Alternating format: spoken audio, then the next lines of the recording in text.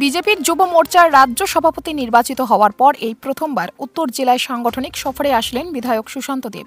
শনিবার ধর্মনগরের জেলা বিজেপি কার্যালয়ে এক সাংগঠনিক বৈঠকে উপস্থিত হন তিনি। ওনার সফর সঙ্গী হিসেবে উপস্থিত ছিলেন বিধায়ক শম্ভুলাল চাকমা। উল্লেখ্য, যুব মোর্চার সভাপতি হিসেবে দায়িত্বভার গ্রহণ করার পর সুশান্ত দেবের এই প্রথম উত্তর জেলা সফর। নতুন যুব মোর্চার সভাপতিকে পেয়ে জেলার যুবকদের মধ্যে ছিল উন্মাদনা তুঙ্গে। বিশাল বাইক বাহিনী যুব মোর্চার সভাপতিকে ধর্মনগর রেল স্টেশন থেকে র্যালি করে জেলা কার্যালয়ে নিয়ে আসে। এই র্যালির নেতৃত্বে ছিলেন উত্তর জেলা বিজেপির যুব মোর্চার সভাপতি জয়জিৎ শর্মা। এদিকে সাংবাদিকদের সাথে একান্ত এক সাক্ষাৎকারে সুশান্ত দেব জানান, গত মাসের অর্থাৎ 2023 সালের 30শে ডিসেম্বরে ওনাকে রাজ্য সভাপতির দায়িত্ব তুলে দেওয়া হয়। তারপর থেকে তিনি দলকে সাংগঠনিকভাবে আরও জোরদার করতে একের পর এক জেলা ও মহকুমা ঘুরে বেড়াচ্ছেন। এরই অঙ্গ হিসেবে তিনি উত্তর জেলায় আসেন। এদিন বিজেপির জেলা এবং মণ্ডলের যুব কার্যকর্তাদের নিয়ে জেলা বিজেপি কার্যালয়ে এক সাংগঠনিক বৈঠকে মিলিত হন। আগামী 25 তারিখ সারা ভারত জুড়ে বিজেপির যুব মোর্চার যে বৈঠক হতে চলেছে তা প্রধানমন্ত্রী নরেন্দ্র মোদী ভার্চুয়াল কনফারেন্সের মাধ্যমে সম্পন্ন করবেন। এই অনুষ্ঠানকে সামনে রেখে জেলায় জেলায় যুব মোর্চার বিভিন্ন স্তরের কর্মকর্তাদের সাথে যোগাযোগ এবং ভাবের আদান প্রদান চলছে।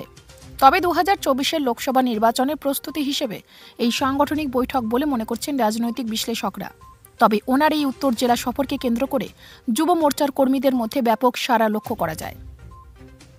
ধর্মনগর প্রতিনিধির রিপোর্ট, নিউজ অবিকল। উত্তর জেলা সফরে সম্পর্কে একটু বিস্তারিত জানতে চাইব। আপনারা সকলে জানেন, গত মাসের 30 তারিখে প্রদেশ যুব মোর্চার সভাপতি হিসেবে আমাকে নিযুক্তি দেওয়া হয়েছে। তো বিভিন্ন জেলাতে আমাদের সাংগঠনিক কাজকে আরও বেশি ত্বরান্বিত করার জন্য বিভিন্ন জেলা সফর করছি আমি। আজকে উপস্থিত হয়েছি উত্তর ত্রিপুরা জেলার ধর্মনগরে।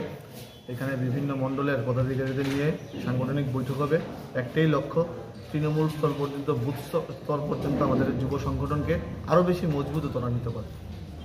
তো আপনি নবনিযুক্ত রাজ্য সভাপতি যুব মোর্চার, তো গোটা রাজ্যের যারা যুবক রয়েছে তাদের উদ্দেশ্যে আপনার কী বার্তা থাকবে এবং আগামী দিনে আপনার কী কর্মসূচি থাকবে যুবকদের নিয়ে?